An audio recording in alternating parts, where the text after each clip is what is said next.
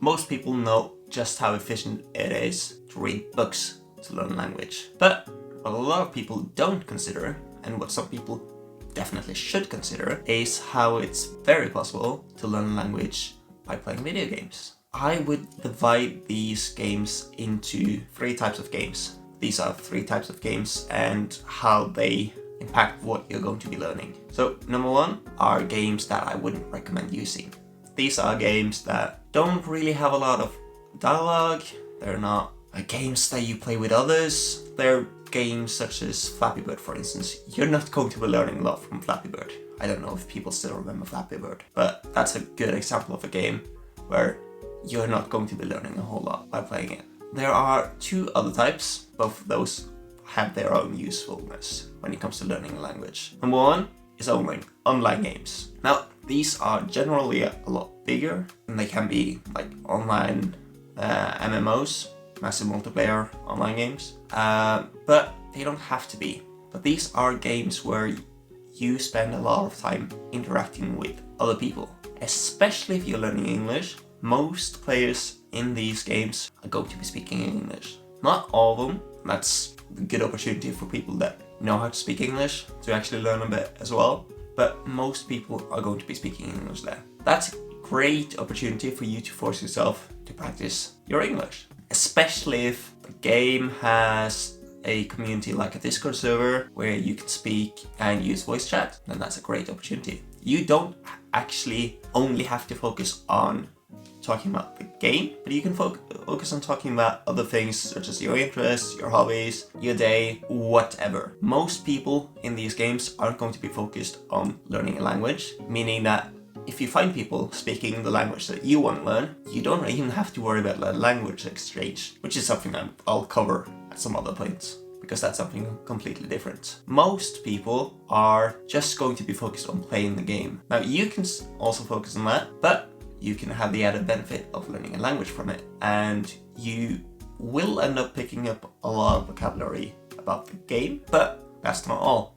You'll learn to converse about other things just by talking to other players, and generally speaking, that is going to be basically enough for you to manage to survive in that country. Now, the other type of game, I guess, is story-heavy games. These are games that are generally quite long, so you'll end up sitting with them for a long time. Now, online games, they might be endless, but some of them, they're not. You play them for the community. These are games that you play solely for the story. In most cases, there are no online capabilities, meaning you're just playing for yourself.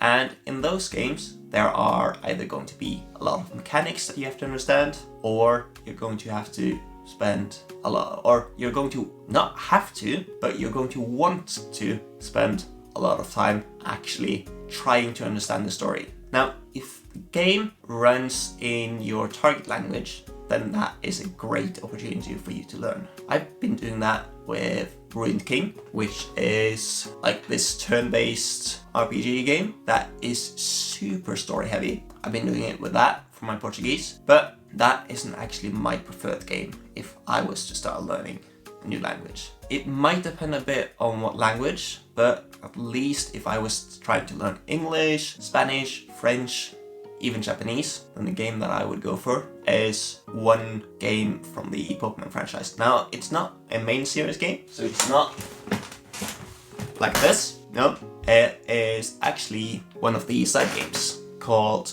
Pokemon Mystery Dungeon. Now, these aren't actually available in Portuguese, although people are actually working on a fan-made translation for that. But these games are amazing for the story. The story is so incredibly important for the game, just for you to be able to understand it, and it generally has a much better story than most main series Pokemon games. So I could fanboy over this all day long, and I am so looking forward to the day when the developers of the fan-made translation actually finish it. That is basically my dream game to learn a language with, and it played a crucial part in me learning English, because that was one of the games that I played a lot when I was learning English, back when I was like 10 or 11 years old.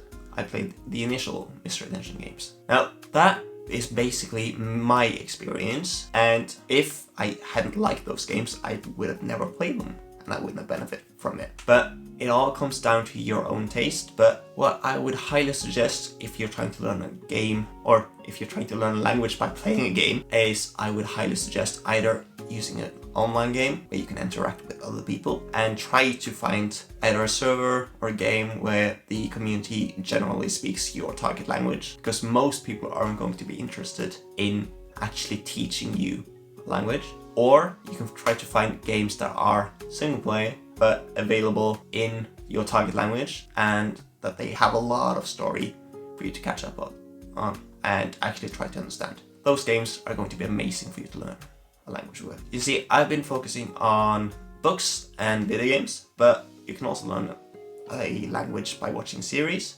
So the next video will cover what series I would recommend for you to watch in order to learn a language. So stay tuned for that if you're actually interested. As always, best of luck with your studies, and Nick out.